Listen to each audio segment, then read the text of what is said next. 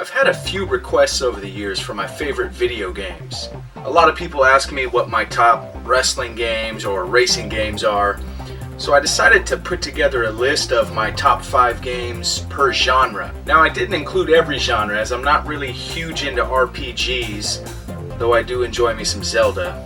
And I really don't play a lot of shoot 'em ups, so if there's a genre that I didn't include, it's probably just because I don't play it enough to have a top 5 game list for that genre. Also, I apologize if this becomes a trip down memory lane, but most of these games are on my list because they bring back a lot of memories. Also, this isn't really a review, so I'm not going to go into a lot of detail about these games, just kind of showcase them.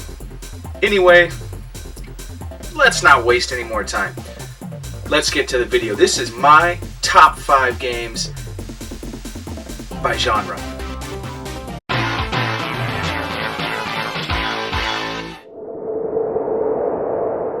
The very first Dreamcast game I ever played was Sonic Adventure, and from the moment I booted this game up, I knew I was in for something special. Without a true Sonic game on the Saturn, a lot of us fans were doubtful on how a 3D Sonic game would translate after his hiatus, but Sega didn't really miss a beat here. At the time, the graphical presentation was just plain phenomenal, and the soundtrack was instantly legendary. Combine that with a free-roaming 3D game engine that complements the Sonic world greatly, and it's easy to see why fans of the series were pleased with this one.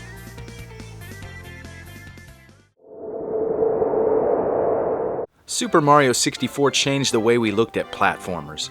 Before this, there wasn't really an example of how the genre should translate to a 3D landscape, but leave it to Nintendo to innovate. Everything we loved about the franchise came to life in front of our eyes in 64 bits. I can remember playing this for the first time in a Funko Land at one of those Nintendo 64 demo consoles, and I really couldn't believe my eyes. I mean, I was still playing the 16-bit consoles at home, but this was a colorful 3D world filled with so many things to do. Simple things like Mario being able to climb the trees just blew me away. Fast forward to 2016, and this one still remains one of my favorites.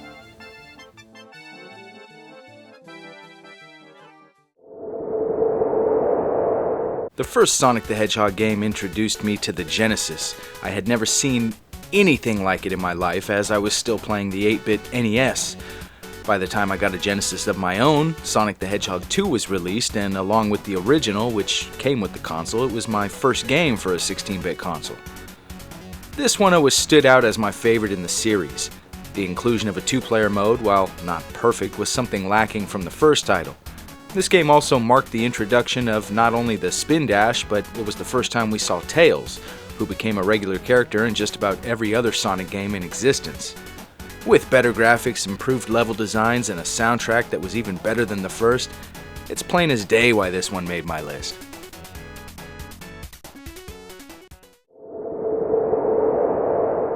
The Super Nintendo was known for its extensive library of platformers, but in 1994, one of the greatest games in the genre would hit store shelves. Donkey Kong Country caught me a bit off guard because, honestly, I was a naive 9-year-old boy that didn't really care for Donkey Kong games of the past, so I pretty much ignored the development of this one. It wasn't until a visit to a friend's house when I realized that this new Donkey Kong game was not only good, but it was one of the best games I'd ever played up to that point. The graphics were comprised of pre-rendered 3D objects, a technology called silicone graphics, which gave the game this cool kind of CGI feel to it. The gameplay was so polished that when you died, you knew it was completely 100% user error, and we died a lot. I mean, this game amps up the difficulty for sure. But there was something so perfect about it that we just couldn't stop playing it until we beat it. And to this day, I'm good for pulling this one out about once a year and doing exactly that.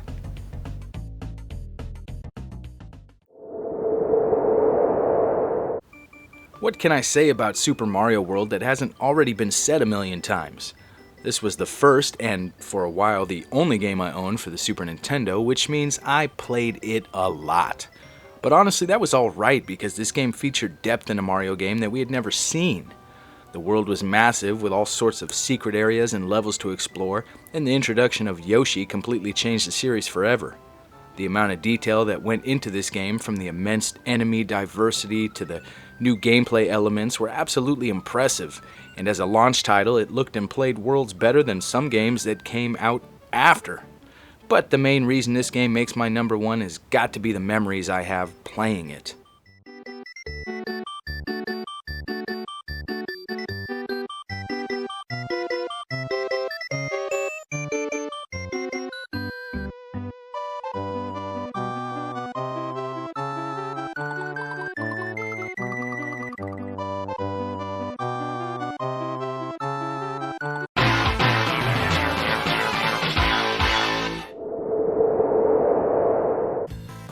The very first beat-em-up I ever played was Double Dragon for the NES.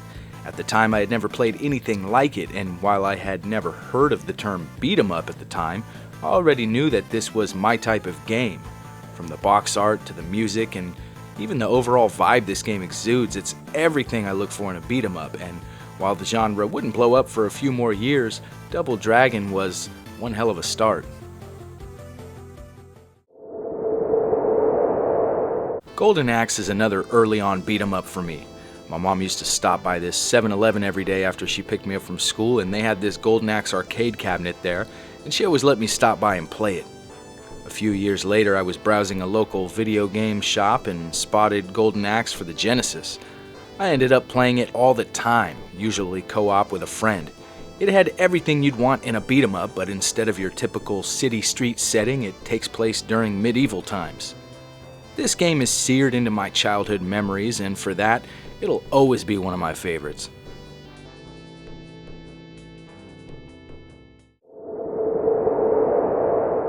Final Fight is the standard when it comes to beat-em-ups. Main characters out for revenge? Check. Crime-ridden city streets? Check. Enemy with mohawk? Check. While it might be the stereotypical game in the genre, it's safe to say that it also helped set the standard. A lot of games modeled themselves after Final Fight. I often rented this one as a kid for the Super Nintendo, but it wasn't until I purchased a Sega CD with Final Fight CD that I truly got to experience everything the game had to offer. I spent many Friday nights as a kid trying to eliminate the Mad Gear and bring justice back to the streets of Metro City. Simply one of the best games in the genre.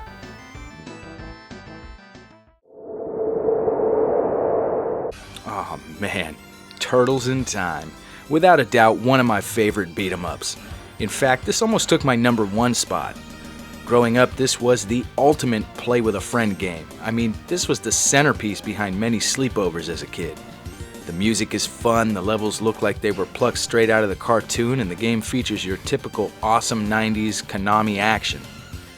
This game really captures everything that the series had to offer and turned it into a great gaming experience.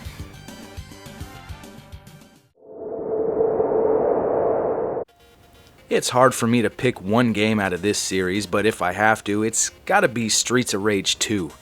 As a kid, I used to attend this after-school daycare program, and they actually had a Sega Genesis for the kids to play. They only had a few games there, but Streets of Rage 2 was one of them. Right after school would get out, the line to play this damn Genesis was ridiculous, but I was always one of the last kids to get picked up, which usually meant I had that Genesis all to myself every day for about an hour. Everything about the game was amazing, and it instantly became one of my favorites. I don't think you can mention the beat-em-up genre without mentioning Streets of Rage 2.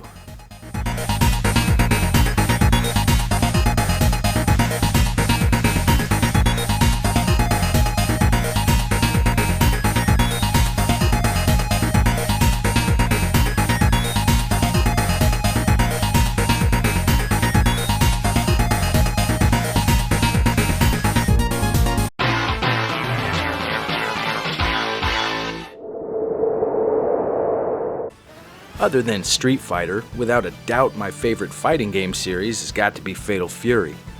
There are so many great games in the series that it was ridiculously hard for me to narrow it down to one, but I had to pick one that made the biggest impact on me as a fighting game fan, and that game was Fatal Fury Special. The inclusion of playable bosses and the return of iconic characters like Billy Kane and Duck King were reason enough for me to play this game for hours. I still enjoy playing this one, only these days I get to enjoy the Neo Geo version.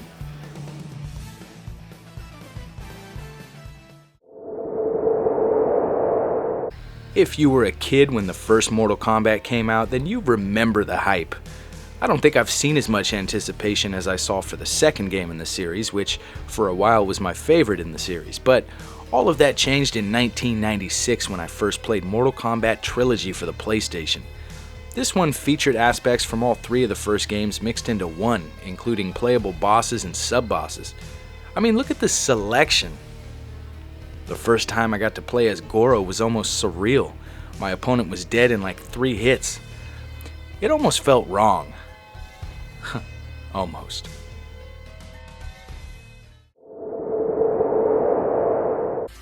If you've watched my review for Street Fighter Alpha 3, then you probably already know how highly I think of this one.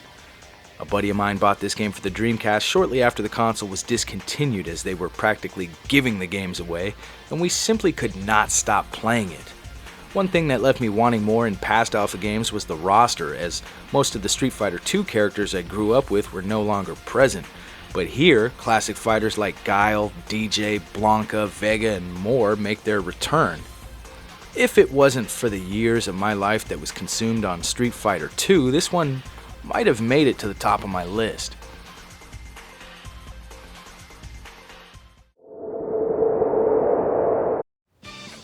In 1999, one of the greatest things to ever happen to fighting games took place. My two favorite series in the genre joined forces for SNK vs. Capcom.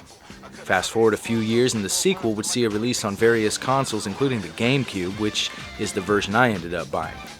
With a massive roster, including some of my favorites from both franchises, this one became an instant classic in my house. I would actually hold little tournaments at my house where me and a bunch of my buddies would play this game for hours on end. Man, those were good times.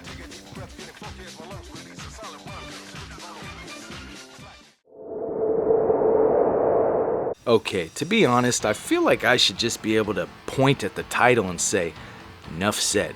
I mean, this is the game that started it all for me. Well, technically, this one did, but Super Street Fighter II was the peak of my love interest for Street Fighter. Turbo and Championship Edition was fine and dandy with the addition of the playable bosses, but the addition of 4 all-new characters and levels was something that was so anticipated that I actually lost sleep over it as a kid. I actually spent my hard-earned allowance as a kid to buy this for both the Super Nintendo and the Genesis, which sounds just plain stupid looking back, but that just goes to show what this game really meant to me.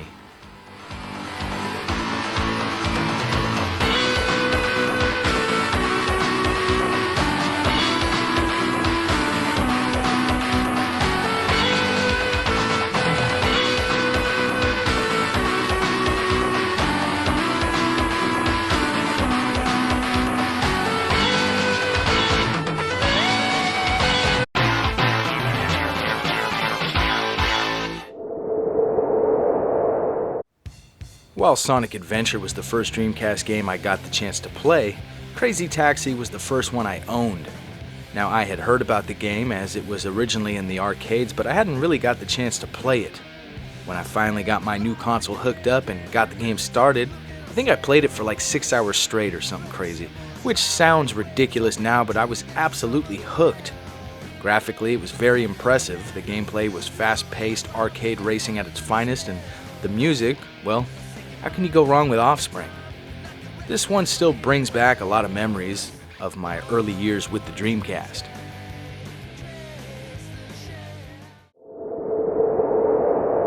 Diddy Kong Racing is a game that I recently reviewed, and even going back to it solidified my love for this game. Now, I had a lot of fun with Mario Kart 64, and honestly, I didn't think kart racing could get any better on the console until Diddy Kong Racing came out.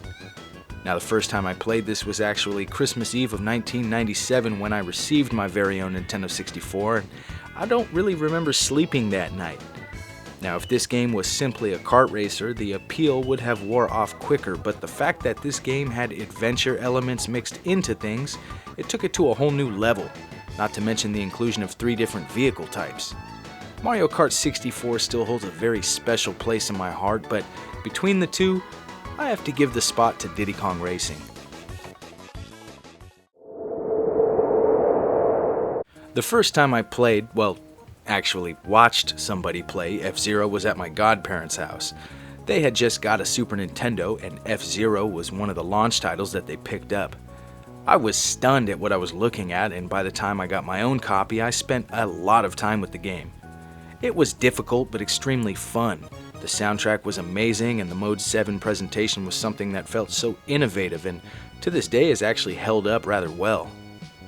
It's funny that even as a launch title, this game still wound up my favorite all-time SNES racer.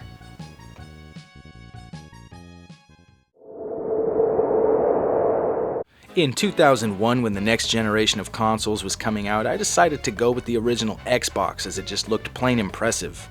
My buddy went with the GameCube, and for a while I was quite happy with my decision. That is, until I played Mario Kart Double Dash. My buddy would bring his GameCube over and we would play this game for hours. The fact that we could play versus each other or work together as a duo was awesome. I loved the game so much, in fact, that I sold my Xbox to get a GameCube, and as you probably know how GameStop works, I was pretty much raped trading in my Xbox with around 8 games and 4 controllers and only receiving back a used GameCube with 1 controller and Double Dash, but honestly I didn't care. Despite some great additions to the series, Double Dash remains my favorite of the entire franchise, and I'm still glad I own my copy.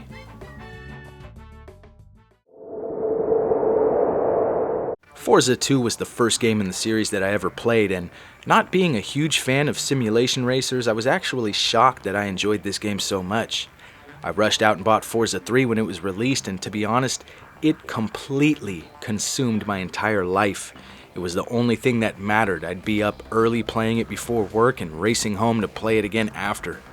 At the time, I owned a Trans Am WS6, and to my knowledge, this was the first game to ever feature that vehicle, which was another reason I was pumped for it. In fact, this game was the definition of loaded when it came to vehicles, with over 500 cars to choose from and tons of customization options. Many games in the series had come since, but this one remains my favorite, and due to the countless hours I spent playing this game for over a year as I tried to complete the game 100%, I have to put this one at the top of my list.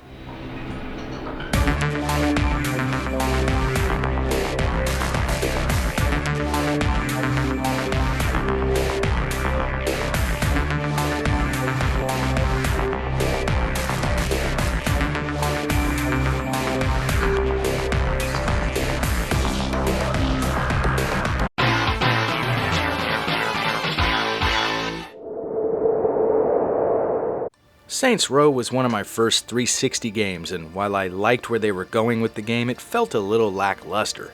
Saints Row 2, on the other hand, seemed to do everything for me that the first didn't. With a compelling story mode and many added features, I found myself completely submerged into the streets of Stillwater. My attention span isn't the greatest with games, so I typically don't find myself completing them, but I conquered this one with ease, and after that I'd usually just mess around with the game's bizarre cheat codes. It's a shame the franchise got as weird as it did, but oh well, I'll always have Saints Row 2.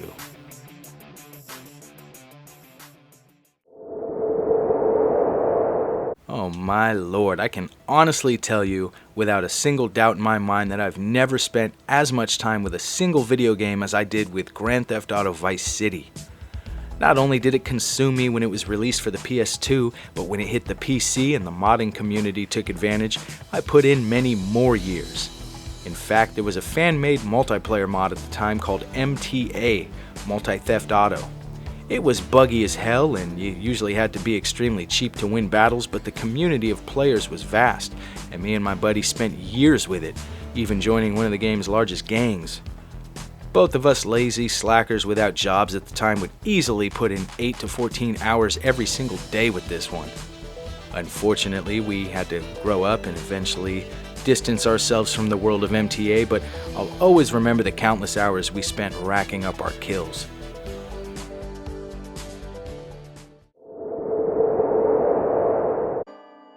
Metal Gear Solid started as a rental for me. I didn't really know what the game was, but it looked decent enough, so I picked it up. I ended up locking myself in my room for the entire weekend and even kept the game like 3 or 4 days past the return date. I had never experienced a stealth game to this extent before, and it completely changed how I looked at video games. Even though I was in a virtual world, walking around, hiding in boxes and knocking on walls, The suspense and anxiety actually affected me like I was the one experiencing it firsthand. I don't think I've ever had a game make me feel like that again. Well, maybe the next one on this list. I remember the hype behind The Last of Us, and I remember saying to somebody, "It looks cool, but it's not my type of game." I mean, I'm not much into zombies or post-apocalyptic stuff, so I kind of skipped past it. Eventually, I was convinced to buy it after people wouldn't stop raving about it, and to my surprise, I was hooked from the very first moments of the game. Like, glued to my TV waiting to see what happens next. The best way I can describe it is it felt like I was watching a really good movie, but I was controlling the action. Visually, it was probably the most impressive thing I'd ever seen on the PS3, as the setting of cities, suburbs, forests, and mountains felt completely surreal and eerie. This was one that I just couldn't put down, and I ended up beating it rather quickly.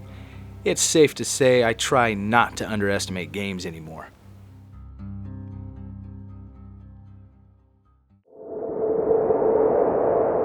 Well, here's one that I still find myself playing on a weekly basis. GTA 5 is definitely one of the most anticipated games in recent history. In fact, I had scheduled the week of the game's release off from work so I could play it literally for days. The game is so immense that it's almost overwhelming. I mean, sometimes I drive around looking at all the little details thinking, man, somebody had to make all of this. It's really a marvel of gaming. The sheer amount of activities you can do is seriously nothing short of amazing, and the 3-character idea, which I thought I would hate, is genius as it lets you experience and view San Andreas through the eyes of 3 completely walks of life. It's easy to see why GTA 5 is one of the most expensive games ever made.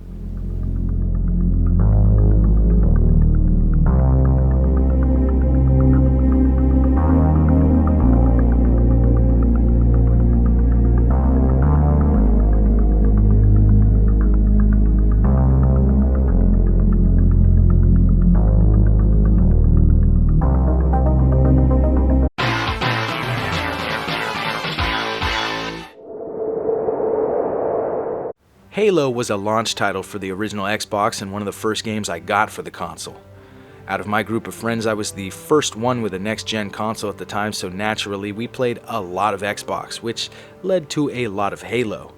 Going from PS1 and Nintendo 64 to a graphical presentation like this was quite the jump, and we were really all impressed.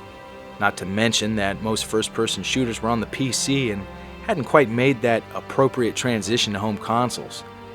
While the Xbox ended up being a little bit of a disappointment in my opinion, Halo was one of the bright spots of the console.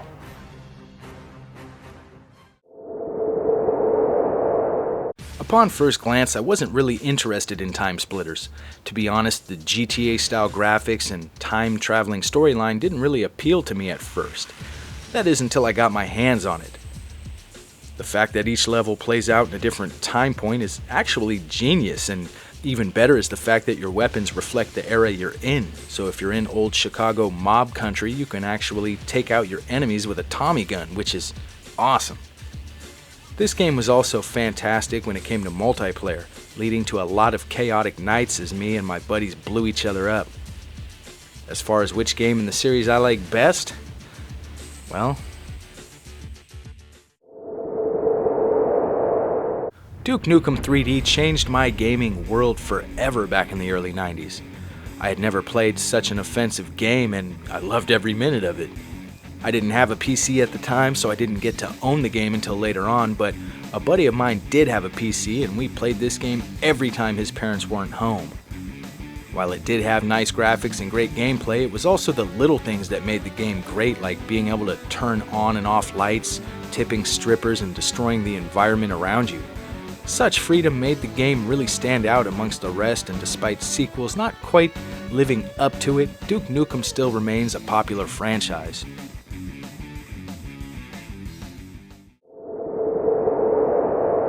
I think of BioShock as my return to first-person shooters. I had kind of lost interest in the genre for a couple of years due to the lack of variety, and that's about the time BioShock came out. I went into this one not really knowing anything about the story, but As you probably already know if you've played it, this game features one of the best opening sequences in the history of gaming. Like Resident Evil once did to me, BioShock actually had me jumping out of my chair at times with little surprises around every corner. This was the most I had been into a game for quite some time, and I was hoping the sequel would let me relive that same level of excitement, but for me it just couldn't quite live up to what started the series.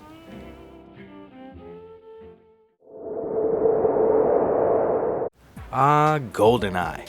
This was when I realized first-person shooters were going to be a force to be reckoned with. It's funny because playing it now, the controls feel clunky and awkward, but I had not a single complaint about this game back in its prime. I played this for hours and hours, conquering all difficulties, unlocking all the cheats, and exploring every single square foot of every level. And then there's the multiplayer mode. I mean, this was one of those games that kept me and my friends up all night because we just couldn't stop playing it. It hasn't held up as well as other games on my list, but for the sheer level of entertainment this game brought to my life, there's no other game that I could put above it.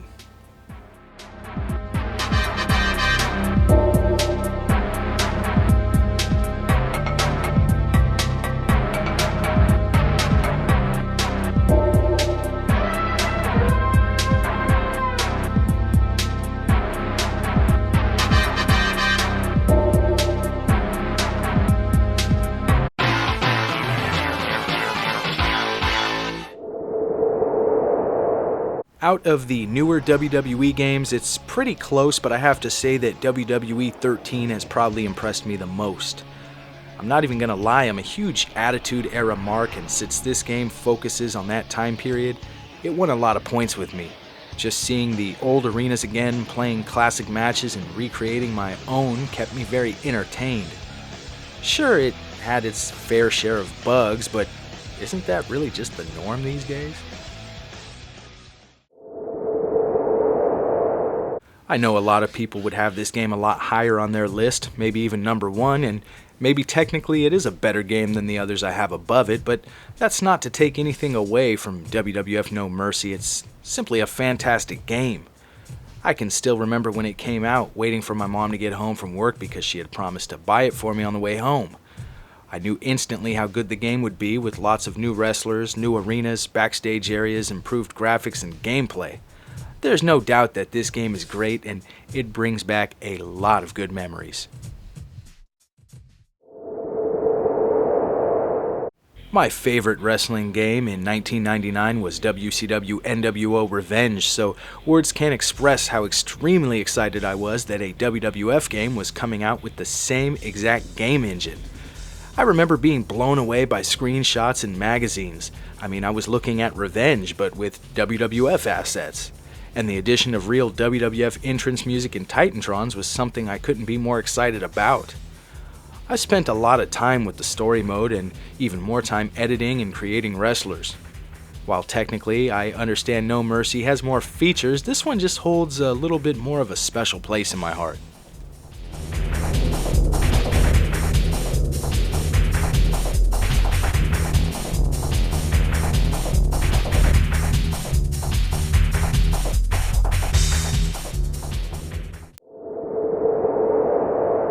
WCW NWO Revenge is the game that really refined the Aki engine that we saw on World Tour. From late 1996 to late 1998, WCW was larger than life, and this game perfectly exhibited everything that was great about the promotion. With a huge selection of wrestlers split into different factions, just about everybody you could want is here.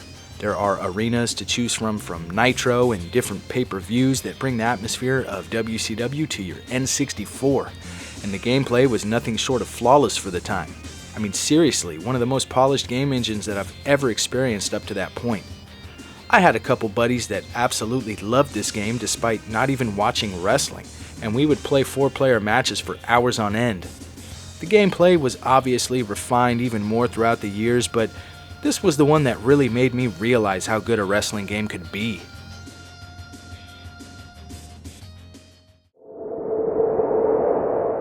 My number one wrestling game of all time is WWE SmackDown Here Comes the Pain. It's funny because this wasn't even my favorite time in wrestling, but there was just something about this one. The The roster was absolutely stacked, the story mode was great, the match types plentiful, and the backstage areas, which included the likes of Times Square, were so absolutely over the top that it was amazing. I felt like the gameplay just flowed so well, slowing down a bit from the first few SmackDown games, but still retaining a fair amount of arcade feel. This was another one that united my friends that were not wrestling fans with the ones that were, and everybody wanted to get their hands on this one. The very fact that I was already losing interest a bit in wrestling at the time, but I still felt so strongly about this one, really says a lot about the game. And that's why Here Comes the Pain is my favorite wrestling game of all time.